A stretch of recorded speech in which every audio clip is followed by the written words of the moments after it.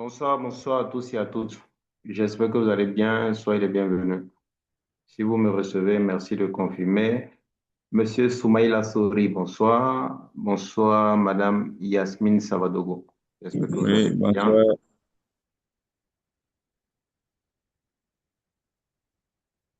Oui, Monsieur Souri, bonsoir. J'ai pas le son à votre niveau. J'espère que ça va maintenant. Yasmine Savadogo, bonsoir, monsieur. Oui, effectivement, mon niveau, ça va. Mm. Bonsoir, monsieur. Bonsoir. Bonsoir aussi à Monsieur Taï qui vient de nous prendre en marche, Monsieur Isiaka Zongo. Bonsoir, formateur.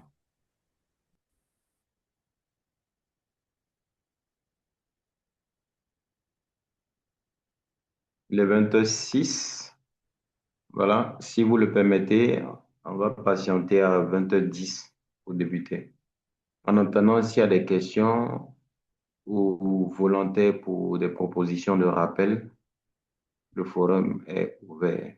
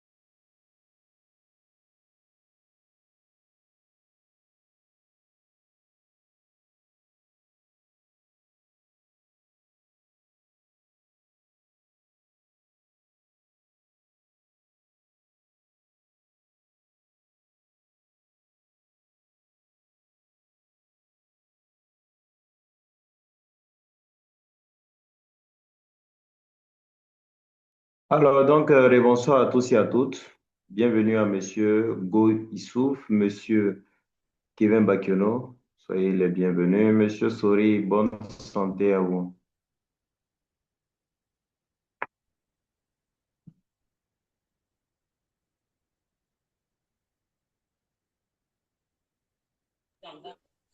Merci, merci. Aujourd'hui, il y a vraiment du mieux.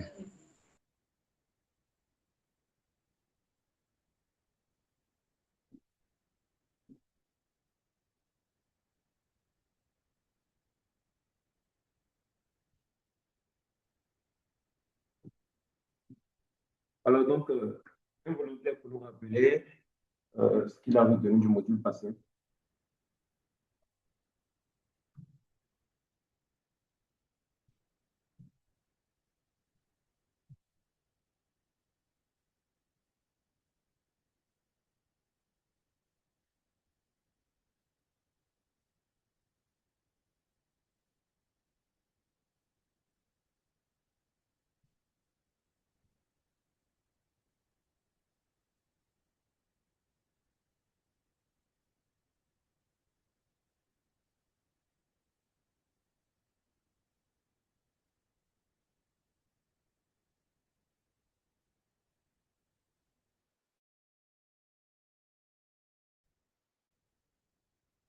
Volontaire pour nous rappeler.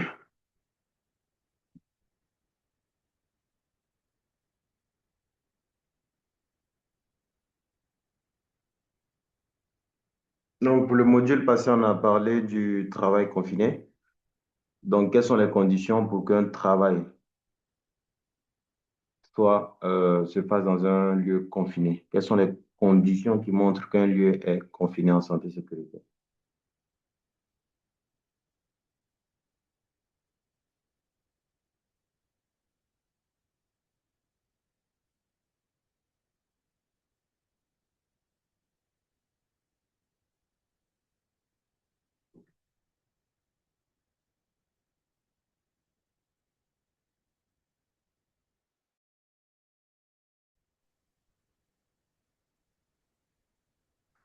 Oui, volontaire, les conditions pour qu'un lieu soit comme confiné.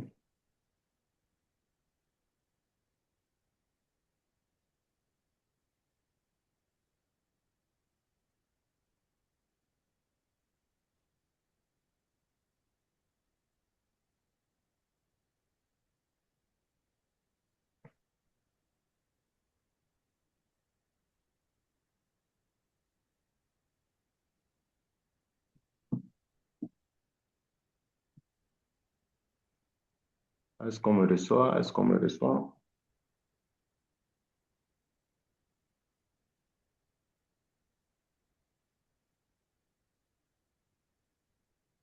D'accord, donc pour faire simple, voilà, on va avancer. Donc au passage, je vous rappelle toujours, il faut qu'on participe. En participant, ça permet déjà pour ceux qui n'avaient pas compris, de comprendre, à défaut de prendre la parole, écrivez dans le chat. Ça permet déjà voilà. Oui, Monsieur Zongo, allez-y. Ok, bien, monsieur Badou. Bon, les conditions pour qu'un d'eux soit confiné, d'abord, il faut que l'entrée et la sortie soient difficilement accessibles. Et aussi, l'environnement et il faut que le lieu soit euh, totalement entouré, couvert, et, et que l'air, et que la- et que l'accès de l'air soit également difficile.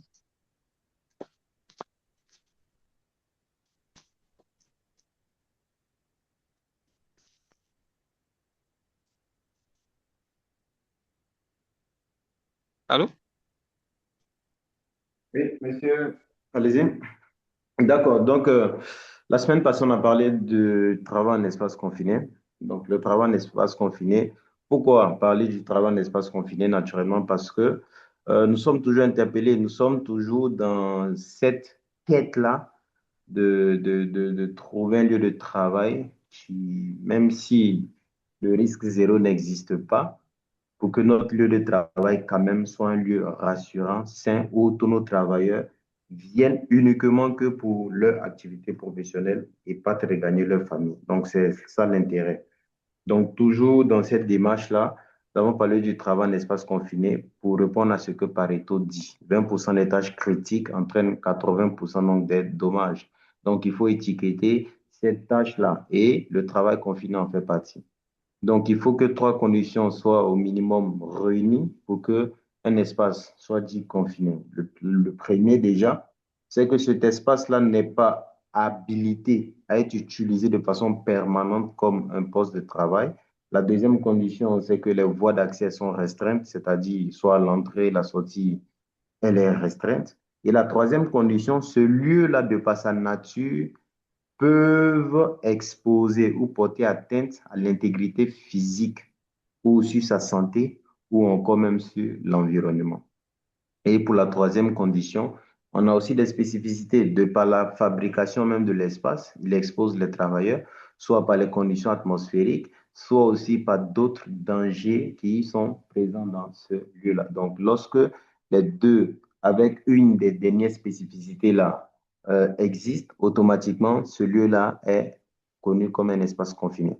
Alors, différentes classes d'espaces confinés en fonction déjà des risques auxquels il expose les travailleurs, les espaces confinés de classe A, où les risques sont immédiats, c'est-à-dire pour ce type d'espace-là, quand les travailleurs, nous sommes dans ces espaces automatiquement, le risque, il est immédiat, il est à la vue de tous. Naturellement, peut-être on verra que les conditions d'oxygène ne sont pas réunies parce que l'homme, pour travailler, il faut vivre, il faut l'oxygène.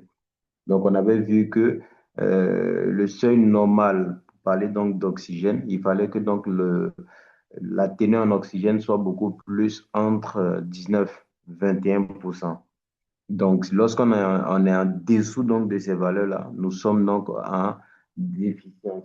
Lorsqu'on est au-dessus encore de ces valeurs-là, nous sommes donc en excès sur oxygénation. Donc, de l'un comme de l'autre, il y a problème. Donc, avant donc de pouvoir faciliter donc ce travail, il faut que les mesures se passent en amont avec plusieurs appareils, notamment le détecteur multigaz, qui grâce à ces paramètres, ils peuvent nous donner déjà, ils peuvent faire un diagnostic initial de l'air qui se trouve donc dans cet espace confiné. L'espace confiné donc de classe B, les risques sont intermédiaires, l'espace confiné donc de classe C, où les risques sont légers. Alors, pour travailler en espace confiné, on avait vu qu'il fallait mettre une procédure en place qui faisait intervenir des intervenants. Naturellement, le superviseur, celui-là qui est le QHSE, qui va mettre tout ce qui est comme procédure en place. Ensuite, le surveillant qui est celui-là déjà qui fera le pont entre le travail qui est à l'intérieur de l'espace et l'environnement externe. C'est celui-là qui a l'habilité de pouvoir déclencher la procédure d'urgence s'il y a un problème, tout et tout. Et après, le travail lui-même. Donc, il faut aussi se rassurer que le travailleur soit compétent. Voilà. Et donc, tout ce qui est comme procédure, espace, en espace clos, on l'a vu, la documentation vous a été donnée. Donc, j'espère que les objectifs assignés à ce module-là ont été atteints au niveau de chacun. Voilà. Donc, est-ce qu'il y a des questions rapidement?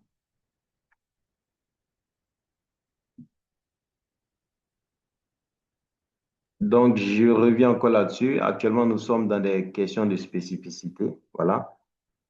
Je vous invite à participer, que ce soit dans le chat ou de vive voix. C'est très, très important parce que ce sont des modules de spécificité.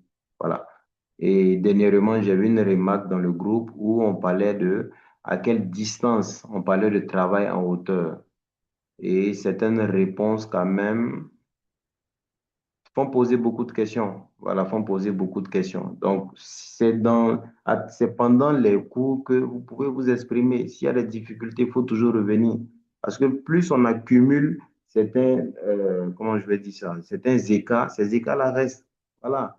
Si on avait parlé beaucoup plus du travail en hauteur, où on a dit que le travail en hauteur ne fait pas mention donc d'un chiffre. Le travail en hauteur, c'est tout travail qui se fait au-dessus de la surface du sol. Donc, si on vous pose une question de 10, à partir de quel chiffre on parle de travail en hauteur et d'autres font une fixation sur 3, c'est qu'il y a un problème. Voilà, tant qu'on est au-dessus de la surface du sol, automatiquement, il y a risque de chute. Donc, il n'y a pas de chiffre de test qui parle donc de travail en hauteur à partir donc d'une certaine valeur.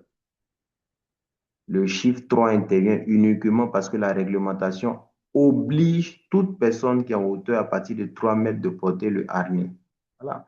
Donc, c'est une invite encore à vraiment participer parce que nous sommes en train d'avancer beaucoup plus et c'est beaucoup plus sur des notions de spécificité donc que nous serons. Voilà.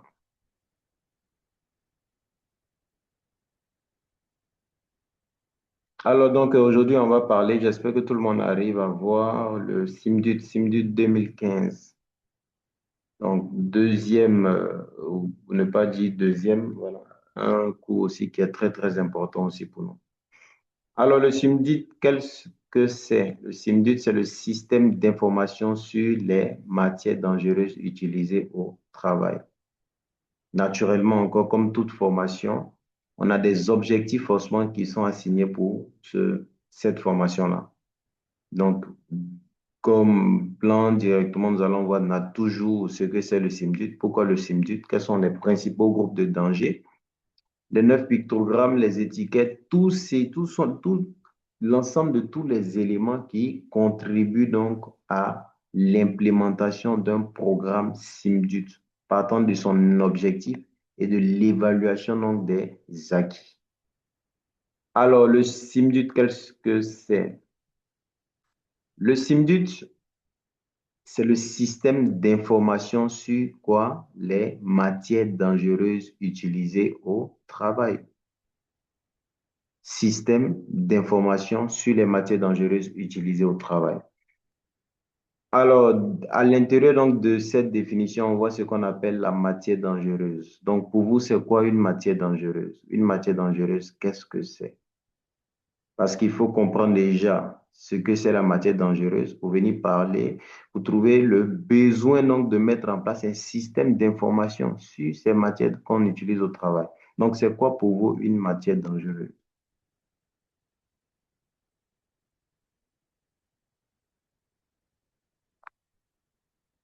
Alors, pour moi, une matière dangereuse, c'est une matière qui peut provoquer des dégâts ou qui peut engendrer qui peut causer des accidents.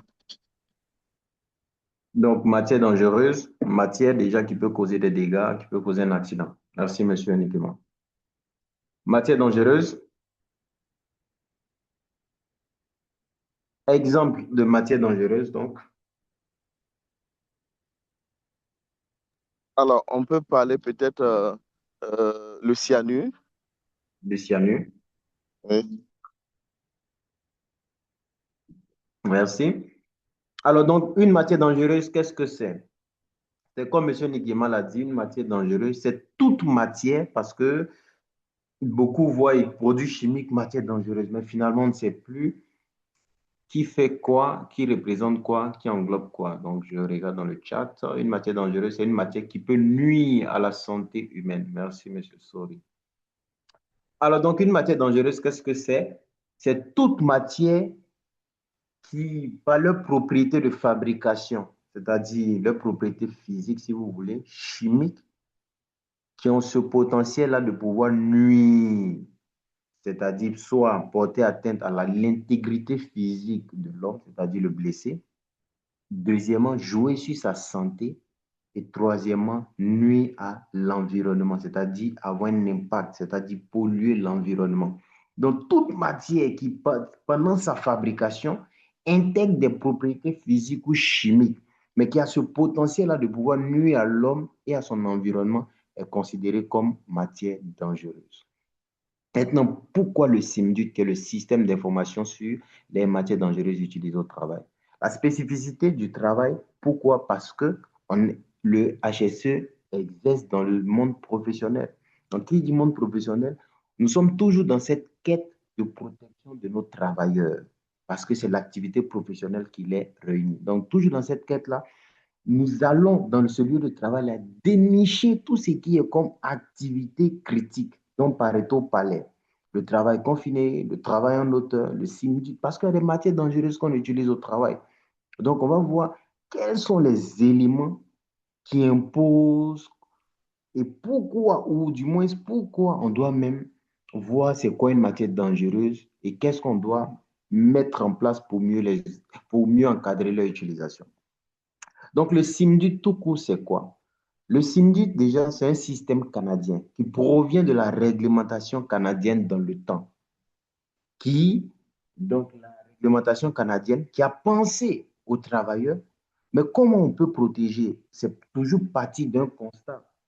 Parce qu'après, on voit que beaucoup de travailleurs qui, après ou pendant leur travail, là, on ne parle même plus même de porter atteinte à l'intégrité physique, mais développent en eux des gènes liés à leur poste de travail, dû à la manipulation de certains produits dangereux.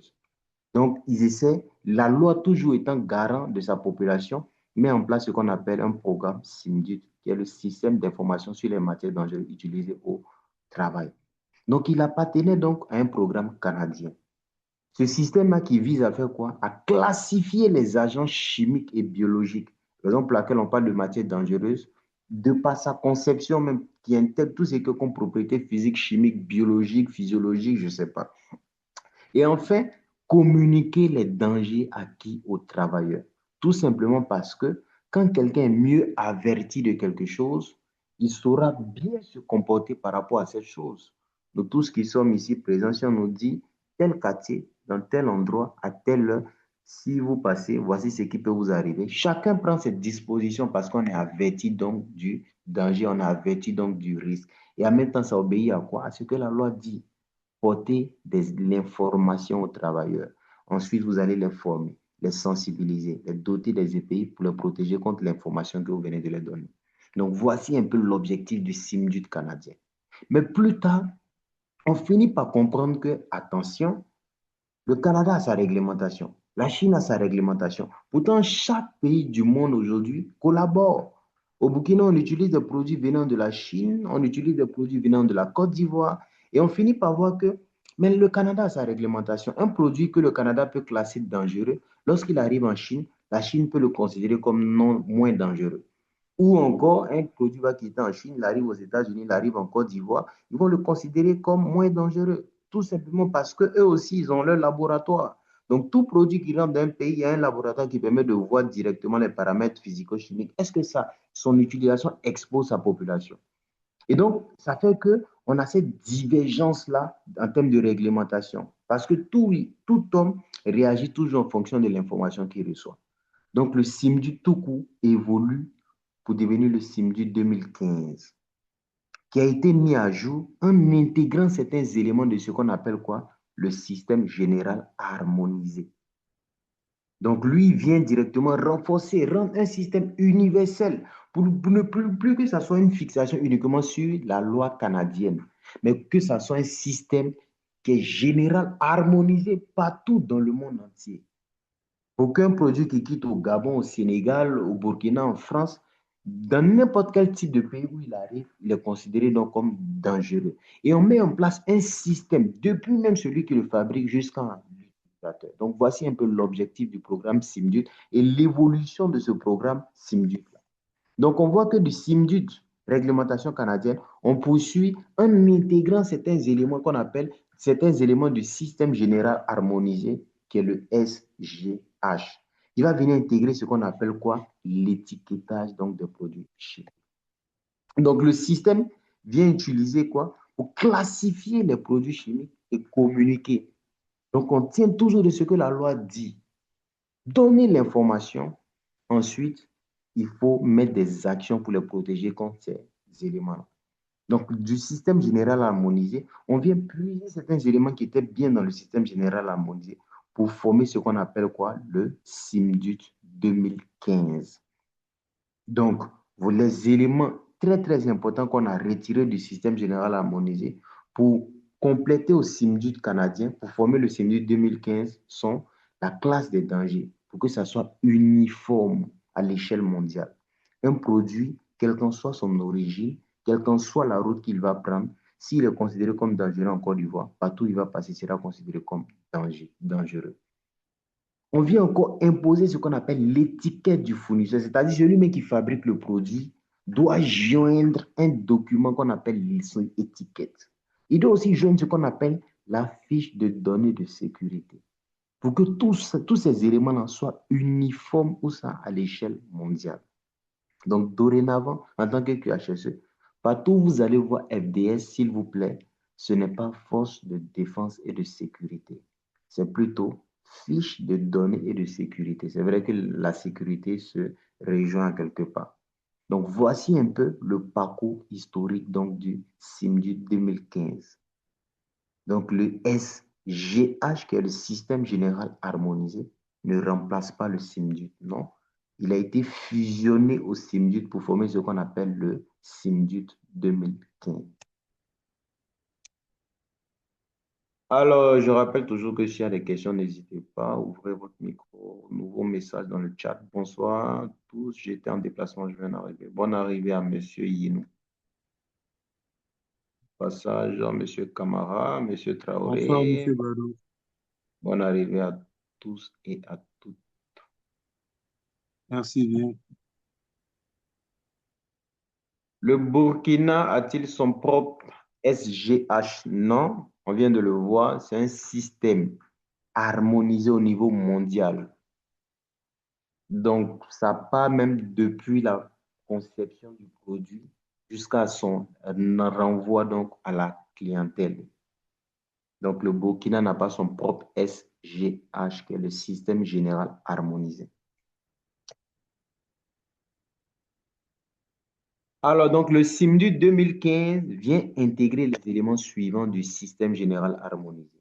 Les règles de classification et les classes de danger, les pictogrammes qui représentent ces dangers-là, l'exigence des étiquettes du fournisseur et quoi? Le format universel mondial de la FDS. Je rappelle encore, FDS, c'est fiche de données de sécurité.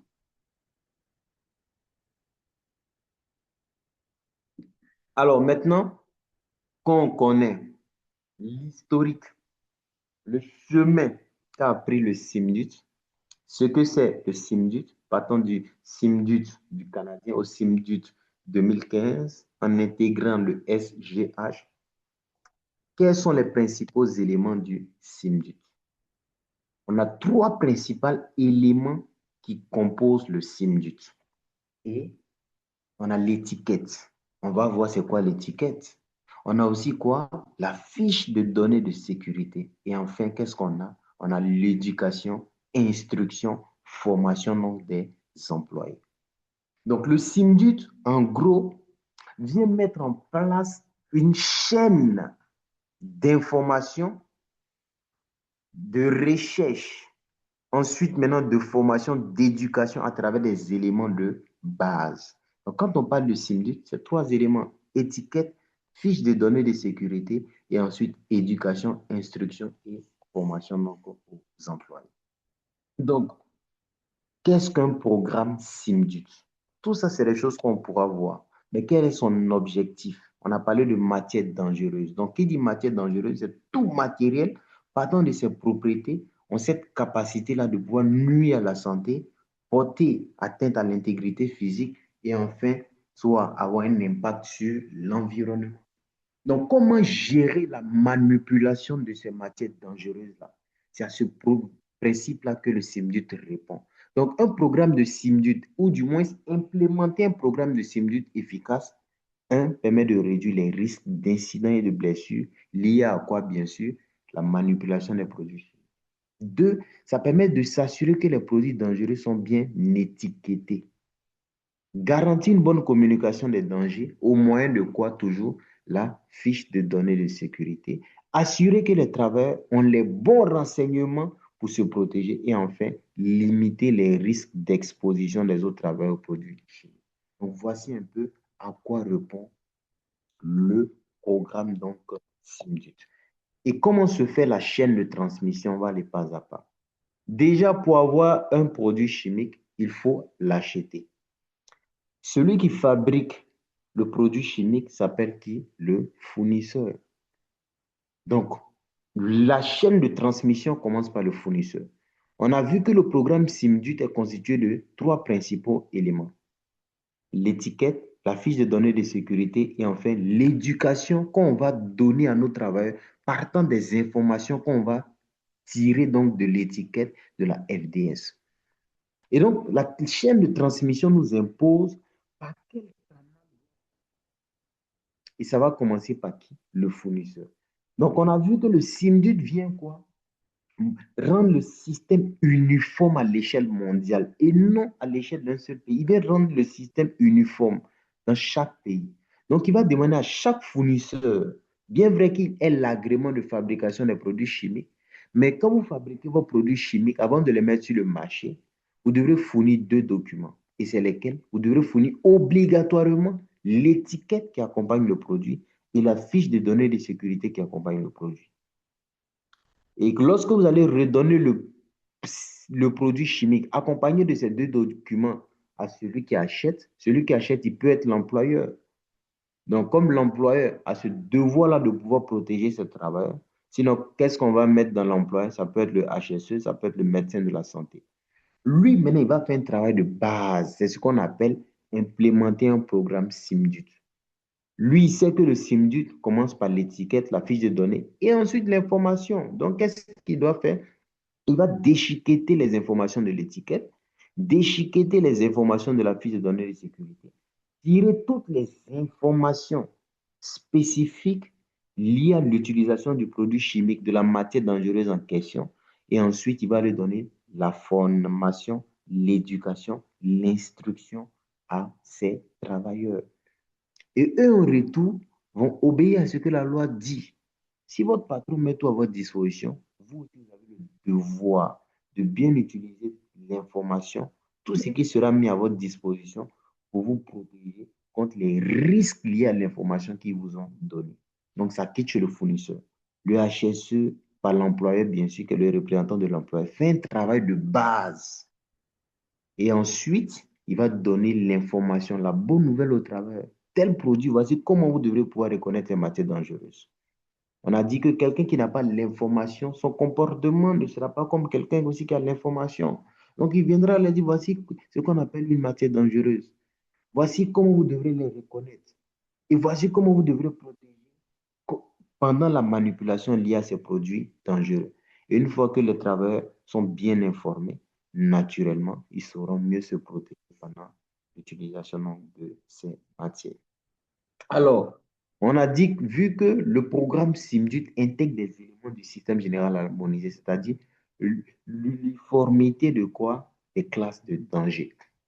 Ici, dans le programme SIMDUT, les dangers sont regroupés en quoi? En 2 groupes.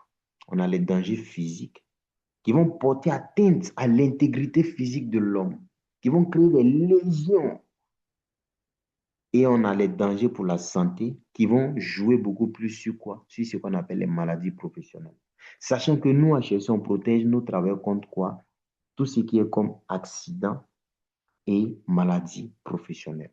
Donc, on voit que les matières dangereuses jouent beaucoup plus sur tout. Le corps, la santé et aussi l'environnement. Donc, on retient que pour le programme SIMDUT, on a 2 groupes de dangers. Danger pour la santé et danger physique. Les groupes sont subdivisés. Les dangers physiques, on a 20. On a 20 dangers physiques et 12 dangers pour la santé. Donc, on voit que le programme SIMDUT, les classes de dangers directement, on a 2 groupes de dangers.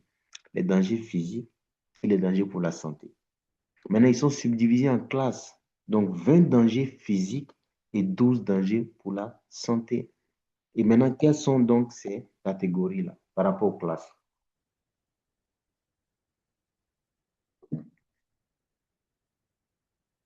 Alors, pour les dangers physiques, on a dit qu'on a 20 classes de dangers physiques. On peut avoir donc une matière qui intègre donc ces dangers-là, c'est-à-dire matière et objets explosifs, gaz inflammable, gaz comburant, sous pression, matière solide, matière autoréactive, matière auto-échauffante. Si on va poursuivre encore pour voir les autres, voilà, matière qui au contact de l'eau dégage des gaz inflammables, liquide comburant, poussière combustible, Vous terminez jusqu'au 20. Donc, 20 classes donc, de danger pour les dangers physiques. Et donc, ce sont ces informations que ces dangers-là vont nous donner. Pour que le jour qu'on est exposé à une matière, quand on voit l'information, on nous dit que matière qui au contact de l'eau dégage des gaz inflammatoires. Ça signifie que si, par exemple, cette matière-là arrive directement à faire quoi? À soit partant donc d'un combustible, quand on va le voir beaucoup plus avec les TMD, on a un début de feu. Le produit qu'on va utiliser comme instincteur pour pouvoir arriver à maîtriser ce début de feu-là ne doit pas être l'eau. Parce qu'en utilisant l'eau, d'autres propriétés encore pourront sortir donc de ce type de feu. Donc, on fera comment? Attention. 12 dangers pour la santé, toxicité aiguë, lésions oculaires, sensibilisation respiratoire cutanée, mutagénicité, des produits qui peuvent être cancérigènes, c'est-à-dire pendant une exposition prolongée, peuvent faire développer donc des cancers. Toxicité même pour la reproduction, donc il peut être cancérigène, jouer sur la reproduction, c'est-à-dire à certaines expositions, à certains milieux, qui font que ce soit l'homme ou la femme, ça va troubler même le fonctionnement même des spermatozoïdes et vous ne pourrez pas procréer. Et d'autres aussi, même encore, peuvent intégrer encore d'autres, en plus d'être cancérigènes, reproduction, seront même encore mutagènes. Voilà. Toxicité pour certains organes sensibles du corps, danger donc par aspiration, et on termine donc avec les 12 classes de danger, matière infectieuse, danger pour la santé, donc non classifié. Donc, ailleurs. Donc, quand on parle donc de danger, on en a de deux groupes. Danger physique, danger pour la santé. Ensuite, en matière de classe, 20 dangers physiques, 12 dangers pour la santé. Et pour catégorie maintenant, on en a donc cité de plusieurs. Et comment on arrive donc à les évaluer? On sait que évaluer, c'est donner un chiffre.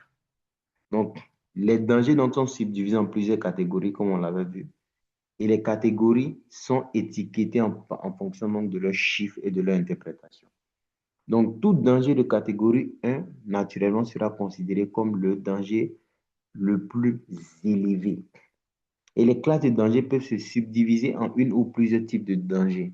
Donc, par exemple, si on voit qu'ils peuvent aussi être des lettres, si on voit le A, c'est le niveau du danger aussi donc le plus élevé. Donc, il faut qu'on se suive parce qu'au fur et à mesure qu'on va avancer, il y a des slides qui vont vous demander si vous avez compris. Et si vous avez compris, il y aura des exercices qu'on pourra faire rapidement aussi pour avancer. Donc, les catégories, la catégorie 1 est le danger le plus élevé. La lettre A aussi est le danger le plus élevé. On a aussi des sous-catégories. Lorsque les catégories vont se subdiviser en sous-groupes, par exemple, c'est-à-dire, on a dit que la catégorie 1, directement, montre que le danger est élevé. A également, donc si on a un A, ça signifie que le niveau de danger est toujours plus élevé. Un C, niveau de danger moins élevé que un A. Et si c'est le 2, niveau de danger moins élevé que un C par catégorie et en fonction aussi donc de la lettre qui les accompagne. Voici comment on va pouvoir les interpréter partant du danger le plus élevé au danger le moins élevé. Est-ce qu'on a compris? Si on a compris, on va répondre à cette question rapidement. Alors, étant donné que le SIMDUT intègre l'environnement, pourquoi pas une troisième classe de danger sur l'environnement? Alors, donc, c'est une très, très bonne question, monsieur Souri. Voilà, monsieur Soumaïla Souri. Donc, pourquoi pas donc une autre classe donc, de danger pour l'environnement? Ici, on met beaucoup plus l'accent sur quoi? Sur l'homme.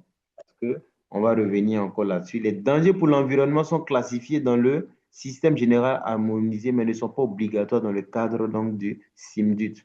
Parce qu'on avait vu que le système général harmonisé, ce système-là déjà qui était uniforme, mais pour créer le SIMDUT 2015, qu'est-ce qui s'est passé? On a retiré certaines informations les plus importantes, donc du SGH, qui fait partie donc de quoi? De l'étiquetage ensuite du besoin de fournir la fiche de données de sécurité et comment exploiter ces deux éléments-là pour mieux protéger donc les travailleurs. Sinon, danger pour l'environnement, il y en a. On va les retrouver donc à travers donc les étiquettes plus tard. Mais ici, on fait beaucoup plus une fixation sur le SIMDUT 2015 sur son parcours. Donc, voici un peu Monsieur Soumaïla Fleury. Alors, si on a compris, on va répondre rapidement à ces questions. Le SGH remplace-t-il le SIMDUT? On va aller rapidement parce qu'on est un peu pris par le temps. Est-ce que le SGH remplace le SIMDUT?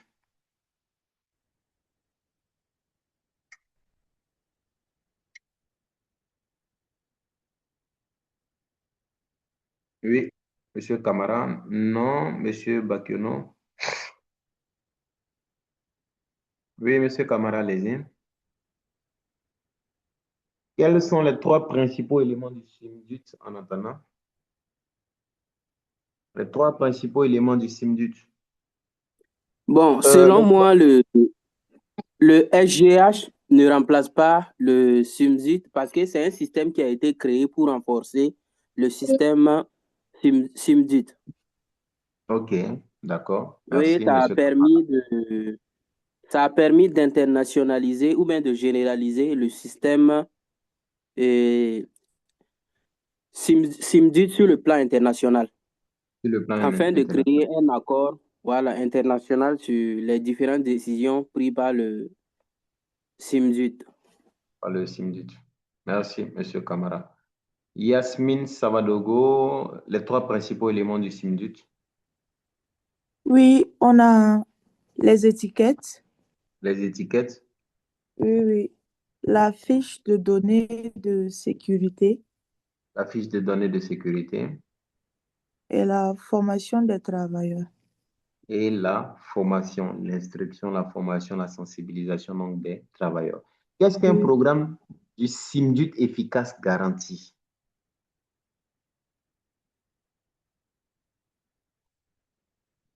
Qu'est-ce qu'un programme SIMDUT efficace garantit sur le lieu de travail? Le SIMDUT. Le SIMDUT répond à quoi?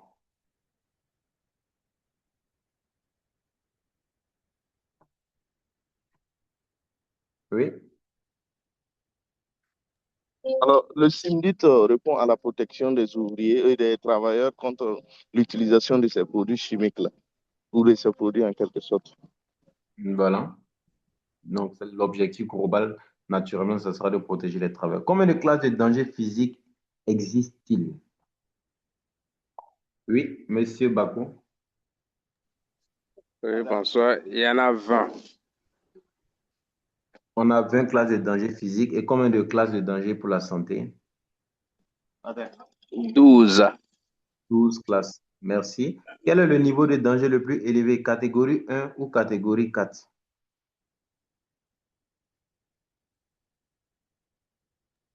Catégorie 1. La catégorie 1. Merci, merci, Monsieur Nikema. Alors, les réponses sont là. Le nom, le SIMDUT a été mis à jour afin d'intégrer les éléments du SGH, à savoir l'étiquette, la fiche de données de sécurité et l'information qu'on va donner. Donc, l'étiquette, voilà, comme Yasmine l'a dit. Le 3 voit le dispositif, mais on a vu que déjà, comme c'est une matière dangereuse, il faut mettre en place donc un programme déjà. Naturellement, tout ce qu'on va mettre en place, l'objectif, c'est de réduire l'exposition de nos travailleurs pendant leur manipulation, se rassurer que leur manipulation se fasse aussi dans le respect de ce que la fiche de données de sécurité dit et l'étiquette dit. Et en soi, en gros, c'est pour les protéger 20 classes de danger et catégorie 1. Alors, les pictogrammes donc, du SIMDUT 2015 qu'on a, on a danger pour la santé, qu'est-ce qui signifie? Ce sont des étiquettes directement qu'on a déjà vues. Beaucoup ont déjà vu ça sur des produits chimiques. Voilà. Donc, comment les reconnaître? Comment reconnaître une matière dangereuse partant des pictogrammes? Les voici. Leur interprétation aussi sont mis à votre disposition. Donc, le premier danger pour la santé va se matérialiser donc par un grand losange rouge avec une couleur, un homme, l'étiquette donc d'un homme noir qui, on voit que déjà la poitrine est beaucoup plus touchée. Donc, quand on voit ce genre de pictogramme sur un produit chimique, ça signifie que ce produit-là porte en lui des dangers pour la santé. On avait vu 12 classes de dangers pour la santé, c'est-à-dire son utilisation peut jouer donc, peut développer des cancers, les cancérigènes, les mutagènes, et aussi peut jouer sur la reproduction. Et l'expérience a montré aujourd'hui à certains qui ont fait des années dans des postes de travail, et pendant leur poste de travail, ils n'arrivaient pas à enfanter. Et lorsqu'ils sont passés à autre chose, directement, ils ont réussi à enfanter. Et les examens ont démontré que c'était lié à leur poste de travail, naturellement par rapport à la manipulation de certains produits chimiques. Donc, naturellement, la flamme, voilà ce que ça signifie, point d'exclamation, pareil, une bouteille de gaz comprimé. Et tout ça, on va beaucoup plus développer donc, en avant. Alors, gaz sous pression. Donc, quand on voit déjà ce pictogramme, voici ce que ça signifie. Je peux déjà m'exploser parce que je suis sous pression, peut causer donc des gelures. Voilà, tout ça, ça sera mis à votre disposition. Danger d'incendie, naturellement. Voilà, je peux aussi m'exploser. Danger, donc, quoi? À la fois pour l'homme et même peut corroder donc les métaux. C'est-à-dire, c'est des choses, c'est des produits qui peuvent ronger même la peau ou encore même un métal. Donc, quand on a l'information déjà partant de ce pictogramme, on sait déjà comment se comporter. Danger toxique donc pour la mort, voilà. D'autres jouent beaucoup plus sur la santé avec le point d'exclamation pour dire qu'il a en lui donc des dangers moins graves aussi pour la santé. Mais toujours est-il que c'est pour la santé. Les classes de danger pour l'environnement dont M. Soumaïla Sori parlait, danger pour le milieu aquatique. Donc quand on voit directement ce pictogramme, on va savoir que ce produit-là directement peut nuire à la vie aquatique. Encore danger donc pour la couche d'ozone. Donc, voici un peu.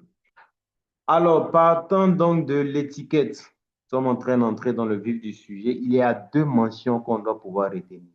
Deux mentions d'avertissement sur les étiquettes. On a la mention de danger qui nous montre le danger le plus élevé et la mention d'avertissement ou la mention d'attention qui va nous donner quoi? Le niveau de danger le moins élevé. C'est-à-dire, si chaque étiquette qu'on va prendre, il y aura toujours des mentions qui vont nous avertir, attention, voici le danger le plus élevé. Et une autre qui va nous donner le danger, le niveau de danger, donc le moins élevé. Donc, vous allez voir, et c'est à vous de pouvoir les interpréter. Vous voyez, par exemple, un produit avec un pictogramme de toxique ou mortel après une courte exposition. Et aussi, vous voyez, par exemple, celui-là, voilà, danger moins grave pour la santé. Automatiquement, vous savez que celui-là qui est toxique représente le danger le plus élevé et l'autre, le danger le moins élevé. Et comment directement on va pouvoir donc le voir? Mention les dangers décrits, donc l'importance donc du danger. Non, on va aller directement, vous allez voir, avec aussi un autre exercice rapidement. Quel pictogramme donc du SIMDU 2015 avez-vous déjà vu sur votre lieu de travail? Il y en a plusieurs, voilà. Certains l'ont vu, même à la maison, sur certains produits qu'on utilise. Lequel des mentions de danger décrit le niveau de danger le plus élevé au danger au moins élevé? Donc, tout simplement, ici, ce qu'on vous demande, c'est quoi? C'est d'arriver à classer ces mentions de danger qu'on a là, partant du danger le plus élevé, si vous voulez, au danger le moins élevé. Si vous voulez aussi, vous pouvez partir donc de façon croissante du danger donc le moins élevé au danger le plus élevé. Donc, j'attends donc des propositions de réponse. Oui, volontaire. On a 4 classes en bas. Voilà. Qui peut les ranger partant du danger le plus élevé au danger le moins élevé?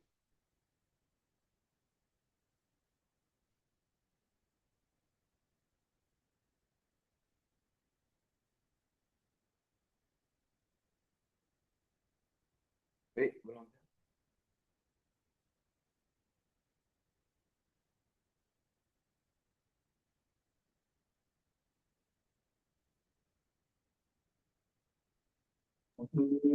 Alors, je vais essayer de répondre.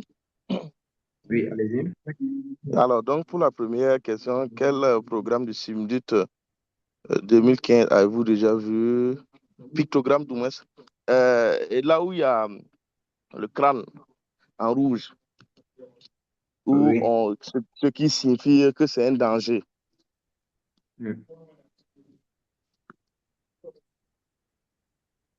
Là, vous l'avez déjà vu sur votre lieu de travail?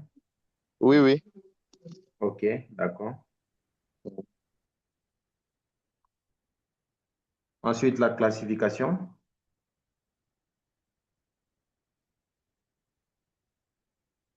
Pour la classification, quelle dimension de danger?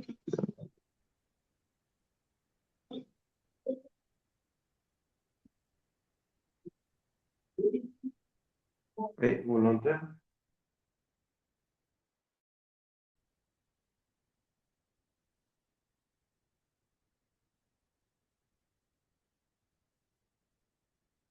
Oui, volontaire, volontaire. Parmi ces classes de danger, comment vous arrivez à les classer du danger le plus élevé au danger le moins élevé?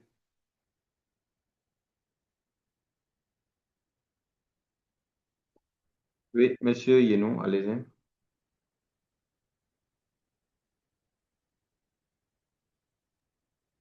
Selon moi, le quatrième mortel pour l'inhalation, c'est le danger le plus élevé. Mortel en OK. cas d'inhalation. Oui. Et nocif en cas d'inhalation suit Ensuite, et peut provoquer des symptômes allergiques, asthme ou des difficultés respiratoires en cas d'inhalation. Et en troisième position, et puis toxique en cas d'inhalation en quatrième position. OK, d'accord. Donc, pour vous, directement, on va commencer avec le 4, 3, 2, 1. 4, 3, 2, 1. C'est ça, c'est bien ça. OK. Oui. Pour monsieur, pour monsieur Bakiono, on a le 4, 1, 2, 3. Le 4, 1, 2, 3. Donc, pour lui, mortel en cas d'inhalation. Ensuite, toxique en cas d'inhalation. Ensuite, 2, 3 peut provoquer un symptôme d'allergie. Et enfin, nocif en cas d'inhalation. Autre proposition. Déjà, nous tous, déjà, nous savons qu'un produit qui est mortel, déjà, il est irréversible. Donc, une fois qu'on le prend, c'est la mort. Donc, la mort devient en ce moment, quoi, le danger le plus élevé. Oui, monsieur Zongo, allez-y. Et merci bien, M. Bado. Bon, moi, je propose le 4 d'abord, Oui, mortel en cas d'inhalation. oui. Ensuite, 1, toxique en cas d'inhalation. Toxique en cas d'inhalation. Ensuite, vient le 3, Oui. nocif en cas d'inhalation. Nocif en cas d'inhalation. Puis 2, Et le peut 2. provoquer Peut provoquer des d'asthme. symptômes d'allergie. D'accord, on va voir les réponses et on va discuter. On a une deuxième personne qui a levé la main. Oui, allez-y. Alors, moi, je propose le 4, Le le 4, 1, le 1, le 1, le 3, le 2. le 3 et le 2. Oui. Alors, qu'est-ce que la réponse nous dit? Sur le lieu de travail, bon, chacun en a fait donc son expérience. Du danger le plus élevé au moins élevé, mortel, parce que comme on l'a dit, mortel, la mort, elle est irréversible. Donc, c'est ce qu'on évite. Et quand la mort arrive sur le lieu de travail, c'est une fatalité. Voilà, donc c'est le premier. Ensuite, toxique, bien sûr, parce qu'un produit peut être nocif pour la santé, mais il n'est pas toxique. Donc la toxicité donc, intervient donc, conduit à la mort. Et la nocivité aussi peut conduire à la toxicité si rien n'est fait, si on a une exposition prolongée. Et pour terminer, donc quoi? Le corps peut développer une allergie à travers donc le combat entre les anticorps et tout ce qui est comme corps étranger qui rentre. Donc, ça va développer donc une certaine allergie, une certaine lutte qui va produire donc une certaine allergie, le asthme. Donc, voici un peu la chaîne donc, de classement du danger le plus élevé au danger le moins élevé. Alors, donc, on a dit que le programme SIMDUT est constitué de combien d'éléments? 3 éléments. Le premier élément, c'est l'étiquette du SIMDUT, du système d'information sur les matières dangereuses utilisées au travail. Parlons d'étiquette, on a dit qui doit fabriquer l'étiquette, qui doit fournir l'étiquette dans un programme SIMDUT, qui doit fournir l'étiquette. Oui, monsieur Zongo. C'est le fournisseur, le fabricant. Donc, c'est le fabricant qui fournit l'étiquette. Mais sur le lieu de travail, oui, monsieur Zongo a la main levée, allez-y. Je regarde dans le chat. Le fournisseur, monsieur Bakino, merci. Oui. Monsieur Zongo a toujours la main levée. Merci. Alors, déjà, je prends un exemple. Vous allez voir que souvent, dernièrement, BF1 avait fait un reportage où un jeune homme est allé chez son ami et pendant qu'il voulait, je ne sais pas si certains l'ont vu, il voulait prendre son embullition, hein, je pense, et il a utilisé l'eau du bouilloire pour se rincer la figure. Donc, sans savoir, non, l'eau dans un bidon, je pense, et sans le savoir, c'était de l'acide qui était dedans. Et donc, d'ici qu'il va voir, toute la surface est en train de couler. Donc, il a été dépêché en pleine urgence ou à Yalgado. Et ce sont ces incidents, pour ne pas dire accidents, qui arrivent fréquemment. Vous prenez l'exemple même à la maison souvent où on veut utiliser le javel. Le javel, vous allez voir les étiquettes là-dessus. Donc, c'est une matière dangereuse. Mais souvent, on est obligé d'acheter le javel en grains parce qu'on veut beaucoup plus en quantité, chose qui est normale. Mais sauf qu'on a besoin d'un contenant qui va contenir donc, la quantité là. En ce moment, on va chercher peut-être le bidon d'eau, la fille. On va mettre la poudre dedans. On va remplir ça de l'eau. Mais sauf qu'on a quel élément qui permet à d'autres utilisateurs de la maison pour montrer que, attention, ça là, c'est pas bon. Donc, un enfant peut quitter de nulle part. Pour lui, c'est un yaourt. Pour lui, c'est quelque chose. Et il trouve ça normal de pouvoir le mettre dans la bouche. Raison pour laquelle l'étiquette en ce moment devient un élément très, très important dans le programme Simdut. Donc, chez nous, dans le programme Simdut, on a deux types d'étiquettes. On a l'étiquette du fournisseur, préparée, fournie par le fournisseur, obligation. On a l'étiquette aussi du quoi? Du lieu de travail, préparée par le lieu de travail et utilisée au travail. Alors, qu'est-ce qui fait la différence entre ces deux? Avec l'exemple que je viens de prendre tout de suite, l'étiquette du fournisseur peut arriver parce qu'il y a des produits chimiques, il y a des matières dangereuses que vous allez utiliser dans des grands fûts, dans des cubités qui vont venir à 50 litres.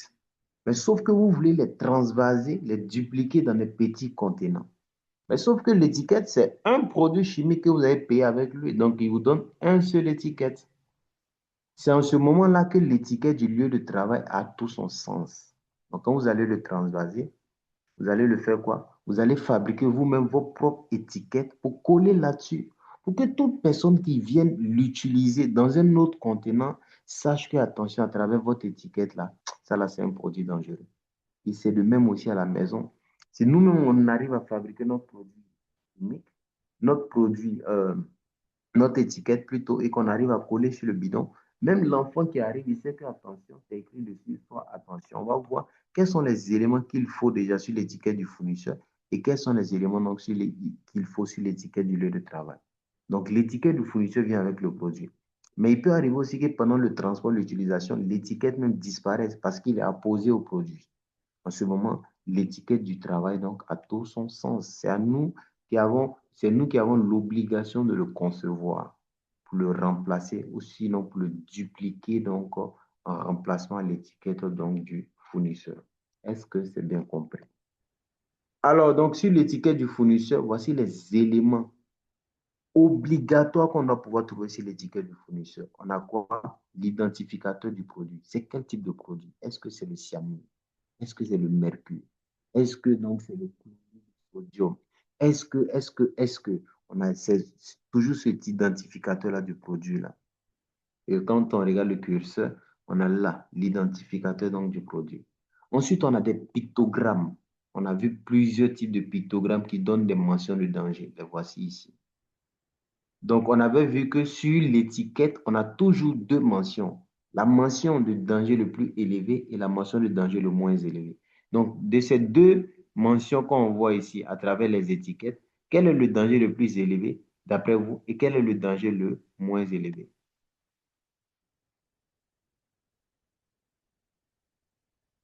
Oui, danger le plus élevé du danger le moins élevé.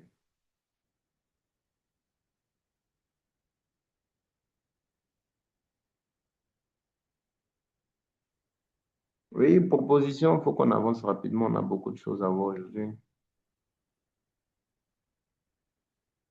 Oui, Monsieur Zongo. Selon moi, le product WNB-1 là, c'est Oui. plus élevé par rapport au deuxième. Non, ça c'est beaucoup plus l'identificateur du produit. C'est un exemple du nom de produit qu'on vient de mettre ici.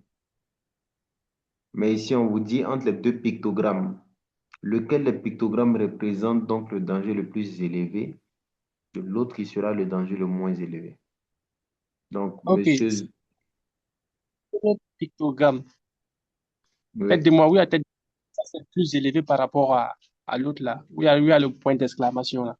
oui, à le point d'exclamation. Donc, la tête de mort directement rattache à la mort. Donc, c'est le danger le plus élevé. Et le point d'exclamation nous donne une information pour nous dire qu'attention, ça peut jouer donc sur la santé. Ensuite, on a les mentions, les voici. Donc, on a deux pictogrammes. On a les mentions d'avertissement et la mention de danger. Donc, la mention de danger reflète donc le danger le plus élevé. Il est mortel. Et l'autre, c'est la mention donc d'avertissement qui peut causer donc des irritations. Une fois que c'est bon, on a quoi encore? On a les conseils de prudence liés à l'utilisation donc du produit. Quels conseils? Porter des gants, se laver les mains. Tout ça, ce sont des conseils de prudence. Et pour finir, l'identificateur maintenant du fournisseur, si vous voulez, le nom de son entreprise, lui-même son nom, la rue de fabrication.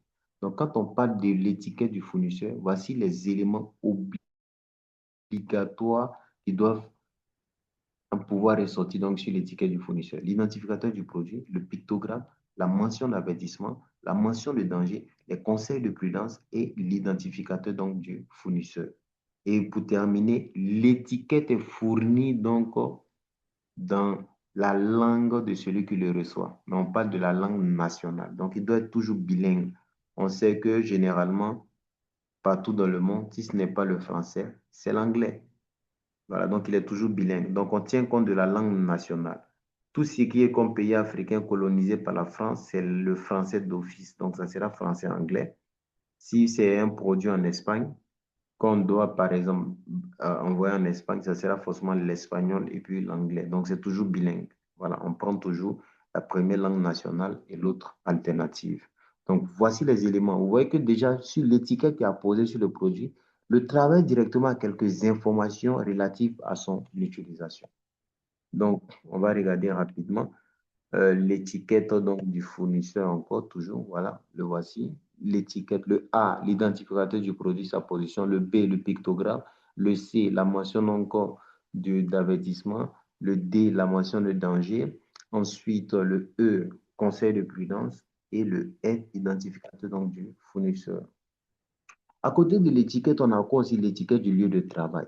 Mais sauf que sur l'étiquette du lieu de travail, on ne va pas renseigner obligatoirement tous les éléments qui étaient sur l'étiquette du fournisseur.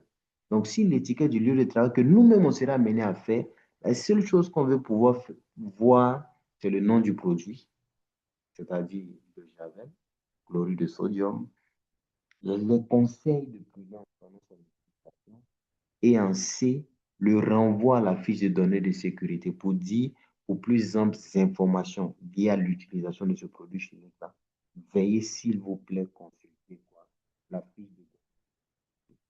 Donc, quand vous-même vous concevez l'étiquette du lieu de travail, vous devrez toujours terminer par le renvoi à la fiche de données de sécurité. Donc, le voici donc en désignation qui est là. Le premier, le nom du produit. Le deuxième, les conseils. Et le troisième, s'il vous plaît, pour plus de renseignements, veuillez consulter quoi? La fiche de données de sécurité. Donc, comment ça va s'apercevoir? Le voici, produit, conseil. Toujours le renvoi à la fiche de données de sécurité. Est-ce qu'on a bien compris? Question. D'accord, on peut avancer. Si on a bien compris ici, avez-vous bien compris? Si oui, qui ne dit rien consent. Donc, que manque-t-il à cette étiquette du lieu de travail? On vous présente un exemple d'étiquette de lieu de travail. On vous demande quelle information manque là-dessus. Maintenant, vous savez sur l'étiquette, quels sont les éléments qui doivent figurer sur l'étiquette du fournisseur.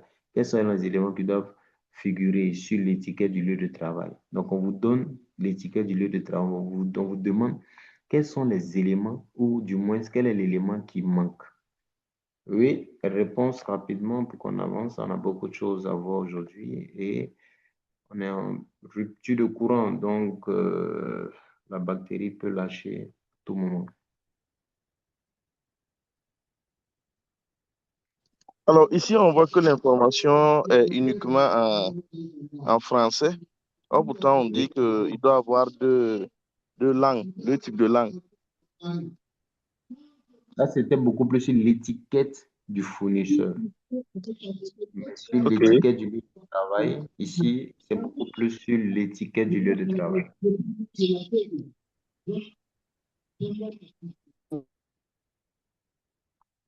Oui, l'étiquette du lieu de travail, quelle information manque?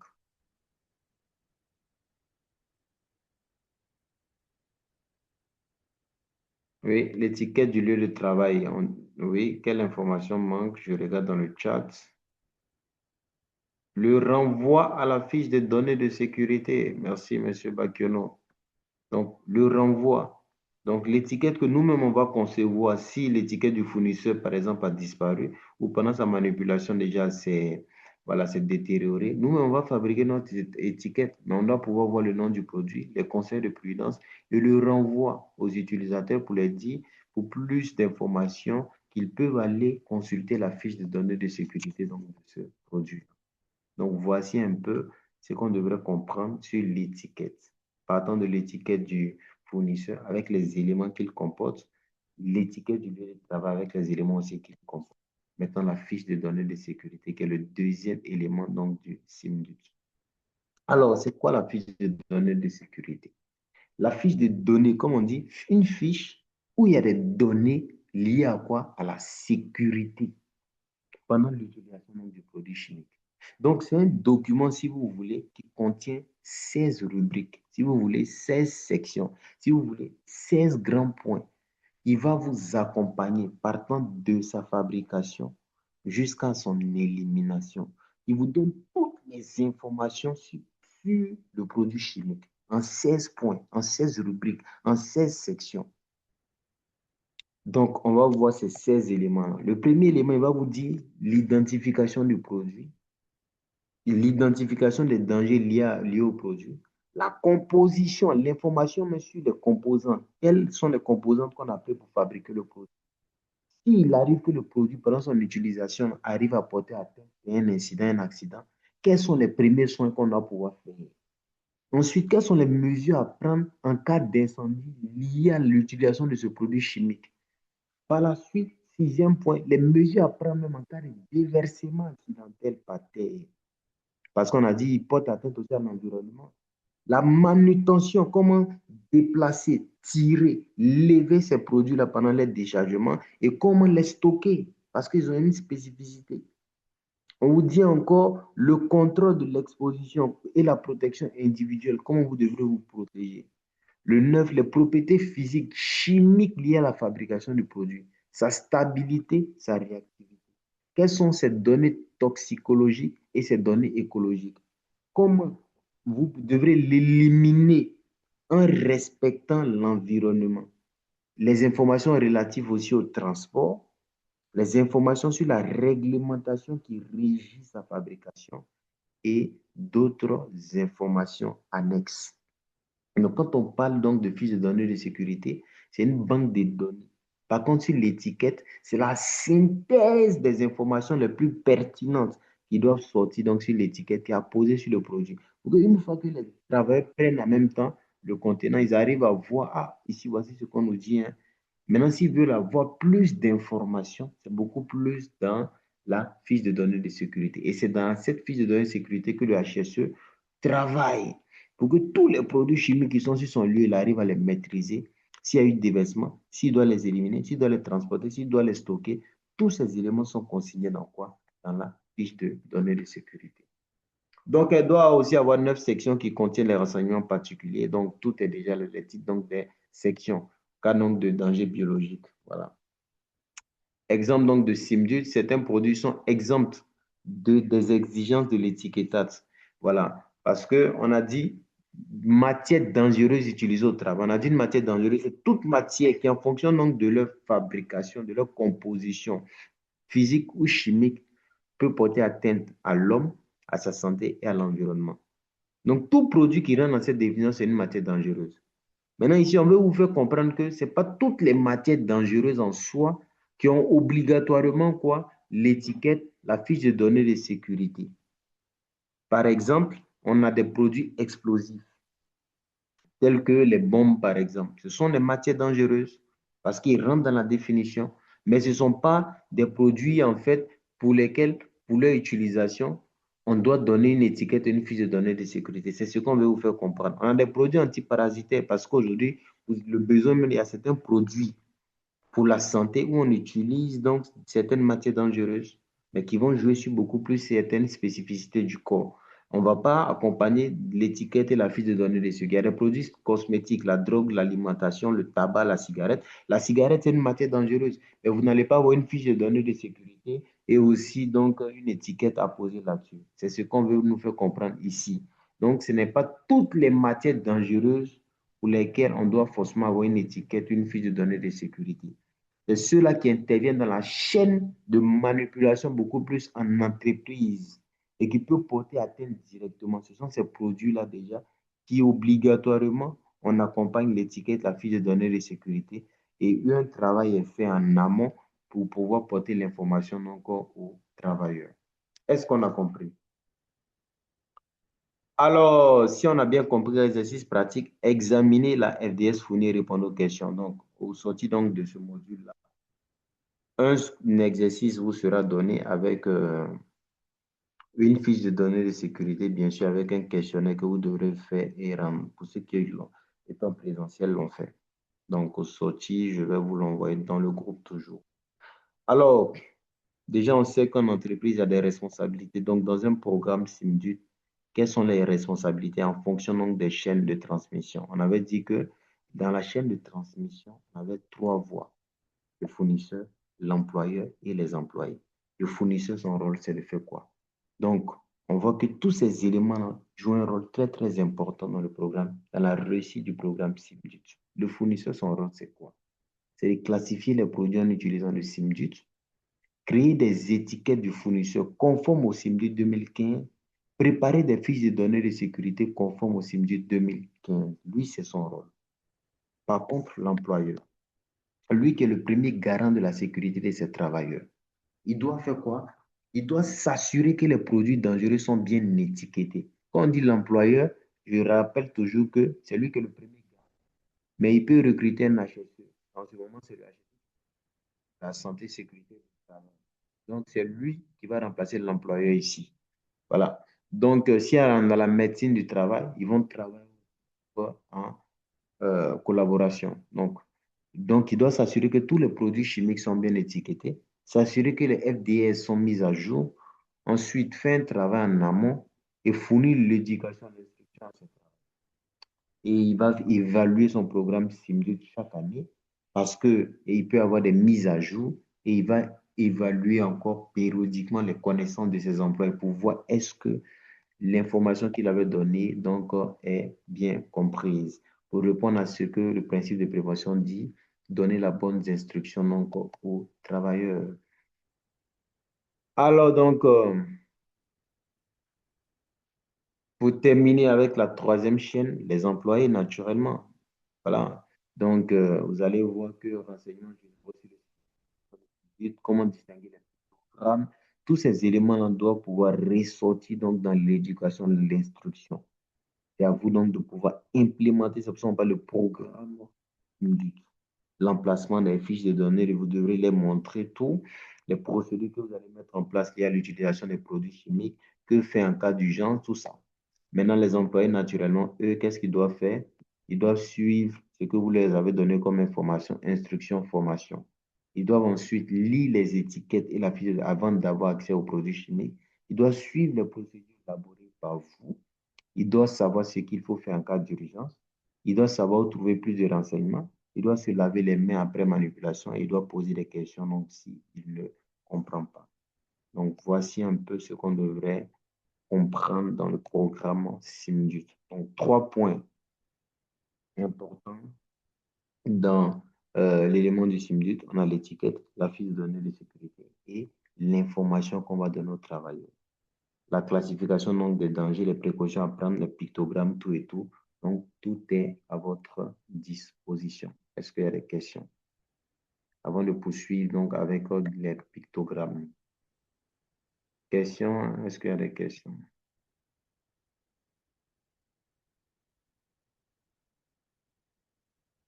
Question par rapport au programme SIMDUT. On vient de finir.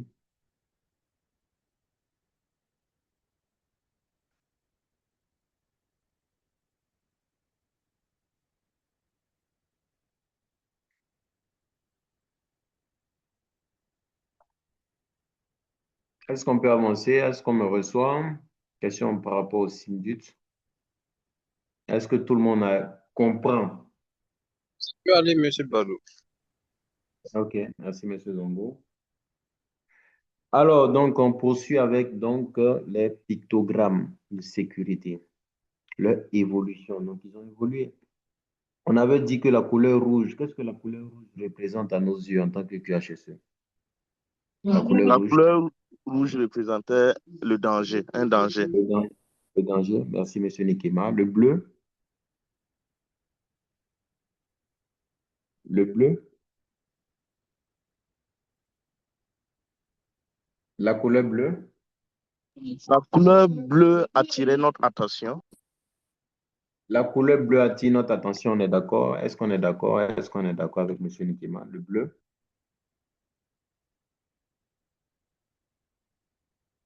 la couleur bleue,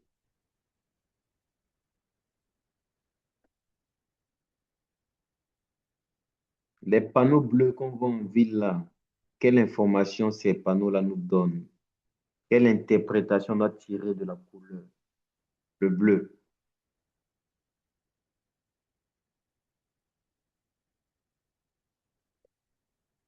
Oui, monsieur Zongo. Le bleu, c'est l'obligation.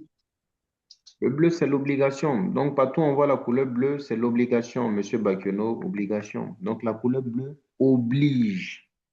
Et en que chaque acronyme ou chaque couleur qu'on donne a son sens. Le jaune, le jaune, le jaune, le jaune. Oui, le jaune.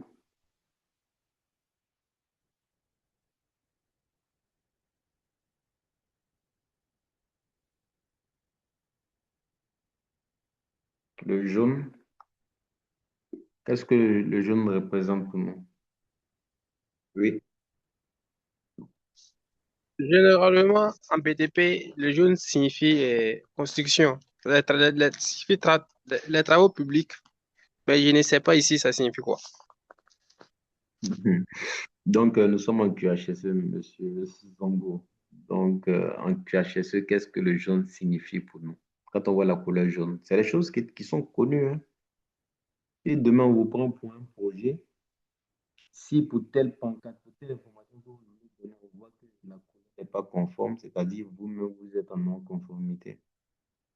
Le jaune, déjà, fait mention de quoi? De l'avertissement. On vous avertit, on dit attention. Peut-être la chaussée elle est glissante. Attention. Il peut y avoir donc de l'électricité. Attention. Attention. Le jaune tire notre attention. Il nous dit de faire attention. C'est une mention d'avertissement. Et le vert, les mesures donc de premier secours d'urgence. Donc, avant, vous voyez l'évolution même du système d'étiquetage. On quitte donc de quoi? De tirer l'attention des travailleurs à venir leur dire maintenant, on ne va plus tirer votre attention. On va vous montrer simplement le danger pour vous dire c'est dangereux, c'est dangereux, c'est dangereux. Donc, on en a plusieurs. Donc, quand on voit ces symboles-là, le premier symbole signifie que je flambe, le deuxième, je m'explose, le troisième, je fais flamber et l'autre, je suis sous pression. Donc, ces étiquettes-là nous donnent l'information. Vous allez voir aujourd'hui, on dit que telle machine a pris feu, tel incendie, tout simplement parce que dans le stockage, on ne sait pas comment mieux utiliser les informations. Donc, on n'a pas l'information. Donc, si vous rassemblez un produit avec l'étiquette de je fais flamber à un produit avec l'étiquette de je flambe, ça signifie tout simplement que vous réunissez le comburant et le combustible. Il suffit simplement d'une énergie d'activation et là, soit il y a explosion, soit il y a incendie. C'est pourquoi le programme SIMDUT commence depuis l'achat du produit jusqu'à son élimination. Alors, donc, je m'explose naturellement. Donc, voilà. Ensuite, matière inflammable naturellement, potentiel donc de prendre feu. Matière comburant. Donc, le comburant, ça signifie qu'il a d'autres propriétés en lui-même pour pouvoir entretenir le feu, à défaut donc de l'oxygène. Donc, vous rassemblez le comburant au combustible directement à une matière qui est inflammable. Attendez-vous obligatoirement donc à un feu. Matière donc sous pression, voilà. Danger pour la santé, naturellement, je tue. Quand on voit une tête de mort, voici l'information que ça nous donne. L'autre, je ronge, en plus même du métal et aussi même de la peau. L'autre, j'altère la santé. L'autre, même, je nuis gravement à la santé. Voilà. Lui, il détruit même les métaux, en plus même encore de la peau. Donc, si le métal, il a une fonction sur le métal, qu'en est-il de la peau? Notion donc de très, très toxique directement. Alors, d'autres dangers, voilà, pour la santé aussi, il peut être cancérigène, mutagène, reproduction. Et pour les dangers donc de l'environnement, quand on voit ce symbole-là, ça signifie que je nuis à l'environnement, tout simplement. Voilà. Donc, signification, je nuis, je peux provoquer donc certains effets. Et une fois que c'est bon, le programme, il est bon, qu'est-ce qu'on va pouvoir faire? Ces mentions-là, à travers le programme SIMDUT qu'on va mettre en place. Donc, on pourra montrer aux travailleurs, voici l'information qu'on vous a donnée, voici les évaluations qui ont été faites. Donc, devant maintenant chaque magasin, si vous voulez, chaque laboratoire, par rapport à la spécificité des produits chimiques, on va leur dire, voici port de pays obligatoire avec la couleur bleue. Donc, si quelqu'un vient sur votre site, il voit la couleur jaune et vous mettez port de pays obligatoire, il y a un problème. C'est pour ça que chaque acronyme, là, on a nos spécificités qui sont universelles partout. Voilà. Donc, on va imposer ça aux travailleurs. On va afficher pour qu'ils aient l'information et la preuve donc de l'information donc à leur disposition. Donc, voici un peu ce qu'on devrait comprendre donc du programme SIMDUT. Pour la signalisation de transport, bien sûr, parce que ce sont des matières dangereuses, on va le voir avec le module qu'on appelle donc le TMD, le transport des matières dangereuses. Quelles sont les interprétations qu'on doit faire partant même des codes danger et des codes ONU, comment pouvoir mieux les interpréter et comment pouvoir avancer. Donc, voici. Est-ce qu'il y a des questions sur le programme SIMDUT? Donc, normalement, on a fini le cours. Le reste, c'est la phase question, parce que c'est un cours qui est très, très important. Vous allez avoir une attestation sur le SIMDUT. Donc, je rappelle toujours que qui dit attestation sous-entend que vous devrez maîtriser le contenu. Donc, ce qui dit programme SIMDUT, ça signifie que au sortir de ce cours, vous devrez être capable d'aller voir les entreprises, de leur dire que vous pouvez mettre en place un programme SIMDUT pour eux, depuis l'étiquette, la fiche de données de sécurité et donner la bonne information donc aux travailleurs pour que la manipulation se fasse dans le respect de la sécurité. Voilà. Donc, est-ce qu'il y a des questions? Normalement, on doit poser beaucoup de questions. Donc, je m'attends à des questions. Il y a des exercices aussi qui sont déjà là. Est-ce qu'il y a des questions? Questions. Aujourd'hui, on va faire l'effort de finir à 45. Donc, 15 minutes pour discuter. Questions sur le SIMDUT.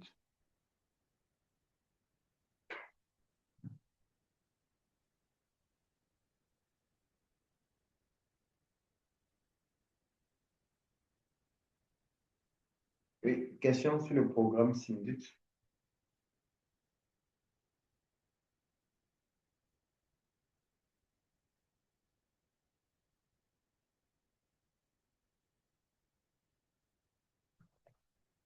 Est-ce qu'on a tous compris? Est-ce qu'aujourd'hui, vous pouvez implémenter un programme SIMDUT dans votre entreprise? Donc, moi, j'ai une question pour vous. Si oui, comment en entreprise aujourd'hui, vous, si vous êtes responsable de la sécurité de vos travailleurs, comment vous allez implémenter le programme SIMDUT? J'ai besoin de propositions. Quelqu'un me dise, je rentre dans l'entreprise, voici ce que je vais faire de A jusqu'au point B. Proposition de réponse. Comment de façon pratique vous arrivez à implémenter ce programme-là au travail ou même à la maison, bien sûr. Vous allez commencer par quoi?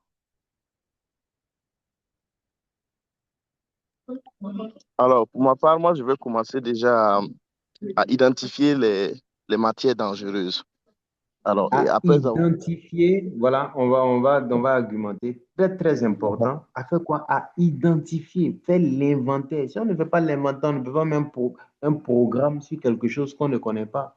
Donc, on va faire l'inventaire de tout ce qui est comme matière dangereuse sur nos lieux de travail. De tout ce qui est comme matière dangereuse, on va les lister, faire le inventaire. Merci, M. Nikema. Poursuivez. Alors, donc, après avoir identifié, nous allons vérifier pour voir si parmi ces différentes matières premières-là, on a l'étiquette qui a été fournie par le fournisseur, si l'étiquette apparaît. Alors, et lorsque l'étiquette apparaît, on va essayer de voir l'information qui est au-dessus de l'étiquette. Et après avoir eu toutes ces informations, nous allons nous référer à la fiche de données de sécurité du fournisseur. Voilà. Et une fois qu'on a ça maintenant, alors nous allons passer à la sensibilisation. Nous allons traduire ce que le fournisseur a mis sur son étiquette. Nous allons traduire cela et sensibiliser les travailleurs sur l'utilisation de ces différentes matières-là en vue de les protéger. Parfaitement résumé, M. Nikema. Très, très bien résumé. Très, très, très, très bien résumé. Voilà. Donc, en entreprise, c'est comme ça se fait. On va faire l'inventaire. Et comment ça se fait? On a des logiciels qui sont mis à disposition, qu'on utilise spécifiquement pour les matières dangereuses. Je vous partage certains. Donc, on peut utiliser le logiciel Clarisse, qui a été déjà mis en place, paramétré, pour pouvoir gérer les matières dangereuses en fonction, parce qu'on a dit que le lieu de travail, c'est quoi? C'est le lieu de l'implantation des postes de travail. Donc, toute action qu'on va faire, on va aller dans les postes de travail.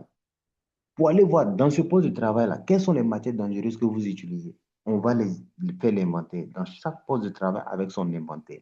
À chaque poste de travail, leur exposition. Si dans ce poste de travail, ils sont exposés à 12 heures, à 8 heures, c'est en fonction de ça que stratégiquement, on va proposer encore un bon plan de prévention, toujours en tenant compte de quoi? De l'étiquette et la fiche de données donc de sécurité. Donc, je vais vous montrer le logiciel Clarisse. Alors, j'espère que tout le monde arrive à voir, hein.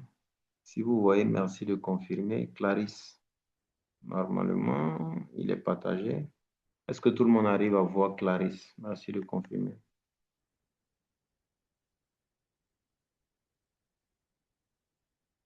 Est-ce qu'on voit Clarisse? Oui, Monsieur Nikema, merci. OK. Donc, le voici un peu. Tout est déjà mis avec plusieurs feuilles. Voilà, l'accueil, comment ça se présente. Classeur d'aide à l'évaluation donc, des risques chimiques en entreprise. Voilà. Donc, le sommet, tout est déjà là, avec tout ce qui est comme élément. Les aides pour pouvoir bien utiliser l'outil. Vous allez faire l'inventaire, vous voyez, l'inventaire par poste de travail. À chaque poste de travail, vous allez donc tenir compte donc de la section pour pouvoir les saisir à chaque poste, à l'atelier, au laboratoire. Parce qu'il y a des gens qui utilisent des produits chimiques sans savoir. Vous allez utiliser maintenant quoi? Le libellé maintenant de l'agent chimique. Vous allez les mettre ici. Et après cela, vous allez utiliser ce qu'on appelle le système général harmonisé. Comme on vous a dit depuis le départ, c'est un système qui est universel. Vous voyez qu'il y a des numéros SGH numéro 1, SGH numéro 2, SGH numéro 3, numéro 4, numéro 5, numéro 6. Et c'est comme ça, le système, il est international. Une fois que c'est bon, vous allez les évaluer en tenant compte, vous savez comment évaluer les risques, en tenant compte de niveau d'exposition même aux travailleurs. Une fois que c'est bon, maintenant, vous allez proposer quoi? Un bon plan d'action. Et maintenant, à chaque poste de travail, vous allez mettre en place donc des actions. Vous voyez directement ici de l'atelier, de l'agent chimique, de la quantité qu'on utilise, de l'aspect physique, si c'est solide, liquide ou gazeux. Voilà. Le score, vous allez tenir compte du danger, de sa volatilité, de sa capacité donc d'être volatile, des procédés que vous allez mettre en place. Est-ce que c'est une haute d'aspiration que vous allez mettre en place pendant la manipulation, surtout au laboratoire? Ensuite, vous allez renforcer parce qu'on nous dit toujours de tenir compte quoi, des mesures de protection collective sans toutefois négliger l'individu. Donc, dans les salles où il y a beaucoup de manipulation, qu'est-ce qu'on va faire? On va mettre des procédés collectifs. Donc, en passant par quoi? Par la ventilation, voilà, par atténuation, ventilation, soit haute d'aspiration des produits chimiques. Et ensuite, on va renforcer donc avec les EPI spécifiques. Et comment se baser donc sur les moyens de protection? On va toujours regarder ce que l'étiquette nous donne. L'étiquette nous donne, si on va toujours se baser sur ce que la fiche de données de sécurité donc, nous donne. Donc, c'est un logiciel donc, qui fait, qui met tout en évidence. Donc, on en a plusieurs logiciels. Après, une fois que c'est bon, on prend des actions, toujours avec un plan d'action que vous voyez. Action, le délai, dans quel délai ça sera mis en place, qui est responsable donc de l'action. En HSE, tout ce qui est comme procédure qu'on doit mettre en place doit être basé sur les postes de travail. Que ce soit en santé, sécurité, partout d'ailleurs, il faut que ça se passe. Et vous voyez, la chaîne même de prévention passe par quoi? Par la suppression du risque. Que ce soit les 9 principes, que ce soit les 5 méthodes, on dit qu'il faut supprimer le risque. Si on ne peut pas le supprimer maintenant, il faut le substituer. Donc, on va essayer de diminuer sa criticité. Ensuite, on va mettre l'accent sur le mode l'utilisation, le mode opératoire, la protection collective, voilà, vous voyez, les EPI, l'entretien, le nettoyage régulier des EPI, parce que s'ils sont contaminés, il faut voir comment les décontaminer ou les détruire. La formation à l'utilisation de l'entretien, les EPI, les vêtements, tout ça, c'est mis en évidence. Le stockage, la manipulation, le contrôle régulier de l'exposition, tout a été conçu pour pouvoir utiliser l'outil. On a un deuxième outil qu'on appelle Colibri. Voilà, lui aussi qui est là.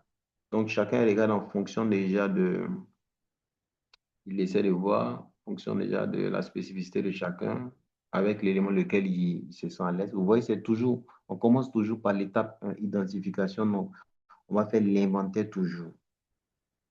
Vous voyez, étape 2, l'inventaire des situations de travail liées au poste de travail, l'évaluation des risques chimiques, aide et stratégie.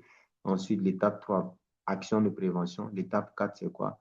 C'est le suivi, la traçabilité, liste des salariés. On va regarder en fonction donc de leur travail. On va joindre un suivi médical. On va voir à chaque fois qu'ils vont à l'hôpital, est-ce que c'est lié à leur poste de travail? Si c'est lié à leur poste de travail, la prise en charge se fait dans l'immédiat, en même temps considéré comme une maladie professionnelle. On va casser le niveau d'exposition des travailleurs parce qu'on a vu que pour évaluer le risque, il faut faire quoi? 2 paramètres, soit la gravité ou soit donc quoi? La probabilité, l'exposition. Quelqu'un qui utilise un produit chimique, le produit chimique, on sait qu'il est déjà grave. Donc, on est obligé forcément de jouer sur l'exposition. S'il doit manipuler pendant 8 heures, on va casser la chaîne d'exposition, par exemple. Donc, on en a plusieurs. On a un nouveau qui vient d'être mis en place donc, par l'Institut national de recherche et de sécurité en France, qu'on appelle CERICH. Voilà. Il y a aussi un outil aussi qui vient d'être mis en place. Donc, vraiment, tout est mis à disposition aujourd'hui pour mieux maîtriser les produits chimiques. Actuellement, on a beaucoup de difficultés au Burkina Faso avec les magasins de stockage des produits chimiques. Vous voyez que généralement, actuellement, la plupart des incidents, des incendies qu'on a, c'est lié à ça, au manque d'informations. Parce que pour entrer dans ce domaine, il faut avoir l'agrément de la direction de la préservation donc de l'environnement, la DGPE. Donc récemment, une étude avait été menée où on a essayé donc de faire l'inventaire de tout ce qui est comme magasin de vente, de stockage donc de produits chimiques, pour voir qui sont ceux-là qui sont conformes à la réglementation, déjà avec l'agrément, et deux, est-ce qu'ils respectent toutes les conditions qui sont dans les tests au Burkina Faso? Parce que vous allez voir que le lieu de stockage ne doit pas être dans une zone habitée, parce que s'il y a un incendie, s'il y a une explosion qui est liée au mauvais stockage, la population encore en est exposée. Au marché, par exemple, tout ça, c'est réglementé. Et donc, on avait vu qu'il y avait tellement d'entrepôts anarchiques qui sont là, au point où même souvent dans les cours, les gens sont en location et d'autres stockent des produits chimiques. Et sans le savoir, ils exposent les gens et ils exposent l'ensemble donc des travailleurs. Donc, voici un peu les éléments qu'on devrait voir sur ce programme SIMDUT. Alors, comme autre information, je ne sais pas pour ceux qui suivent en ligne, je vous invite à aller faire des recherches toujours. On a des formations gratuites qui sont en ligne, qui sont très, très reconnues. Donc, je ne sais pas si vous l'avez fait, si ça a été donné, je vais vous montrer, vous allez voir lire l'Institut national de recherche et de sécurité en France. Ce sont les meilleurs actuellement. Ce sont eux qui mettent les outils à disposition. Ils font de très, très bonnes formations gratuites, mais qui est très, très difficile. Voilà. Donc, avec de très, très bons certificats, ils sont challengeants. Voilà. Depuis que je l'ai lancé pour le programme présentiel, sur l'ensemble des participants, je n'ai vu qu'un seul qui a réussi à avoir les attestations. Donc, je vais essayer de partager pour que vous aussi, vous voyez, ceux qui sont intéressés peuvent toujours aller. Voilà. Donc, vous partez sur Google, vous mettez INRS. Toutes les formations sont là. Voilà. Vous mettez INRS, e-formation si vous voulez. Voici les formations qui sont là. Notion essentielle sur la prévention des risques professionnels. Vous allez apprendre de tout sur comment mettre en place un plan de prévention sur les risques professionnels. On met les documents à votre disposition. Après, on vous évalue. Vous devrez réussir l'examen sur un score de 80 sur 100. Il y a plusieurs modules qui sont déjà là. Voilà, donc c'est passer l'examen de chaque module à l'examen final.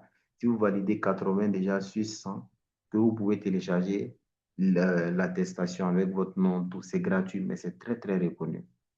Les risques biologiques, voilà. Ensuite, l'acquérir les bases de prévention sur les risques professionnels, acquérir les notions de base sur les produits chimiques.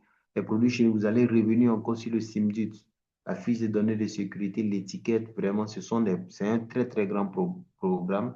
En tout cas, ceux qui veulent peuvent le faire. Quand vous allez vous inscrire, on va vous demander, pour chaque formation, c'est sur un mois. Ça se déroule sur un mois. Mais ce que je conseille toujours, il faut vous lancer un défi de le faire, par exemple, en 2 jours, en 3 jours, c'est possible de le comprimer. Vous finissez module par module, vous faites l'évaluation finale, vous téléchargez votre attestation, vous passez à une autre formation. Donc déjà, il y a 4 possibilités d'attestation sur le plan international que vous pouvez avoir gratuitement. Deuxième niveau, pour ceux-là aussi qui veulent se lancer dans l'environnement, c'est un atout avec le cadre environnemental et social de la Banque mondiale. Voilà, je vais vous montrer aussi cadre environnemental et social de la Banque mondiale. Très, très bonne formation. Donc, ça aussi, pour ceux aussi qui veulent, ils peuvent le télécharger. On vous donne tous les supports. C'est-à-dire, si vous êtes HSE pour un programme qui est financé par la Banque mondiale directement, vous ferez partie donc du meilleur profil parce que vous allez voir les 10 normes environnementales donc, et sociales de la Banque mondiale. Donc, c'est un très, très bon programme. Vous allez tout savoir sur les exigences donc, de la Banque mondiale en tant que bailleur de fonds à travers donc, le DINOM, avec tout ce qui est comme module et c'est de très, très bonnes évaluations. Donc, je peux dire que vous avez tout. Est-ce qu'il y a des questions? Questions? Questions? Est-ce qu'il y a des questions? Je vous montre les notices de poste aussi, comment on le fait en entreprise. C'est toujours lié au poste de travail. Je vais vous montrer un exemple. Est-ce que je l'ai toujours, notice de poste? C'était sur le fichier Excel. En attendant, est-ce qu'il y a des questions? Sinon, on a fini pour aujourd'hui. Je vous montre, par exemple, des notices de poste en entreprise. C'est toujours lié au poste de travail. Toujours lié au poste de travail. Voilà, pour terminer avec. Est-ce qu'il y a des questions? S'il y a des questions, posez-les. C'est ce qui permet d'enrichir le débat. Vous allez voir que c'est tout ce qu'on voit, c'est ce qui se passe sur le terrain.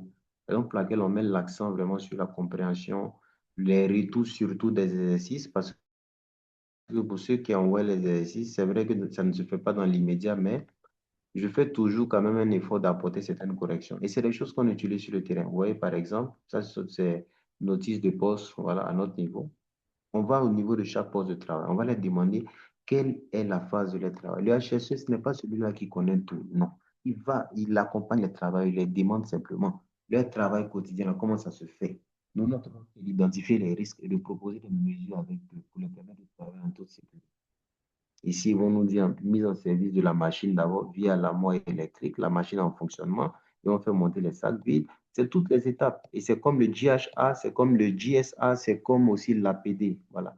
À chaque étape, les risques, à chaque risque, quelles sont les mesures qu'il doit pouvoir prendre. Et vous voyez toujours la mention, quoi, obligation avec le bleu, les épées qu'ils doivent porter pour se protéger contre les risques. Et ceux qui l'ont rédigé, voilà, ça c'est par exemple, si vous êtes certifié, il faut suivre directement tout ce qui est comme consigne. Et à chaque poste de travail, aux encamionneurs, pareil, voilà. Ceux qui vont charger les ciments sur les sacs, voilà, toutes les étapes. Le vrac, pareil aussi, voilà. Et c'est pas tout, c'est comme ça. Donc, voici un peu. Est-ce qu'il y a des questions, questions, questions? Je pense que tout est mis à disposition dans le chat. Je regarde, mon son est coupé. Est-ce que le son est coupé à tous les niveaux? Monsieur Soumaïla Souri n'entend plus. Est-ce que le son est coupé partout? Non, non, chez moi, ça va. Ok, d'accord. Alors donc, on va terminer avec l'exercice. Donc, je vais le partager dans le groupe. Alors, l'exercice va consister à faire quoi? Un scénario vous a été proposé. On vous donne l'étiquette, on vous donne la fiche de données de sécurité que je vais joindre à l'exercice, bien sûr. Ça sera aussi un autre PDF. L'étiquette, elle est déjà posée sur le produit chimique. Donc, la fiche de données de sécurité de ce produit-là seront là. Par rapport au scénario, on va vous demander donc de répondre à ces questions. C'est des trucs qui sont pratiques. Quelle information vous allez tirer de l'étiquette de la fiche de données de sécurité pour éviter que l'incident qui est arrivé là n'arrive? Donc, c'est ce qu'on va vous montrer. Voilà. Donc, est-ce qu'il y a des questions?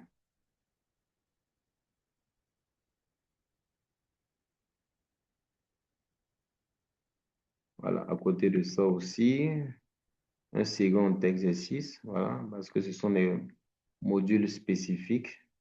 Donc, tout ça sera mis à votre disposition. Donc, c'est de faire l'effort de, voilà. Que signifie le SIMDUT? Qu'est-ce qu'une matière dangereuse? Selon vous, l'origine du SIMDUT, à quoi sert le SIMDUT? Donc, 12 questions pour comprendre le SIMDUT. Un deuxième exercice aussi. Voilà. Donc, c'est bon, venons de finir. Est-ce qu'il y a des questions de façon générale? Est-ce qu'il y a des questions? Actuellement, comme information, le programme suit son cours toujours. Donc, le prochain module se fera dimanche, samedi pour ceux qui suivent en présentiel. Le dimanche, le programme donc, en ligne reprend. Donc, pour l'instant, on évolue. S'il arrive qu'il y ait des fériés, on sera toujours informé s'il y aura cours ou il n'y aura pas cours. Mais ce qu'on souhaite, c'est de toujours nous revenir s'il y a des difficultés. Voilà, c'est de toujours nous revenir. Alors, deuxième information, c'est des camarades déjà qui suivent en présentiel, voilà, qui, pour les opportunités qui ont été publiées déjà sont sur le site, notamment Djibo Ismaël, qui a pu faire le déplacement aujourd'hui, qui est sur le site de Ozone, qui va travailler, qui a eu son contrat direct, pas un stage, avec Kanazoe Capital. Donc, il sera dans la fosse. Donc, on va l'accompagner aussi pendant donc, le déroulement de son programme. On a aussi Djenebou, voilà, Djenebou aussi qui suit en présentiel, qui vient de partir donc sur Waiguya aussi pour un projet.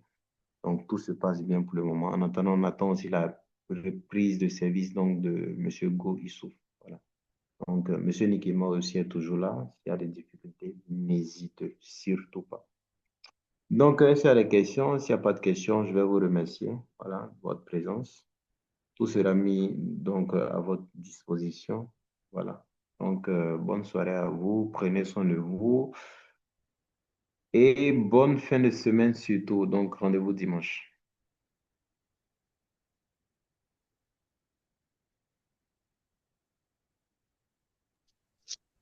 Merci bien. Pareillement à vous. Merci. Merci.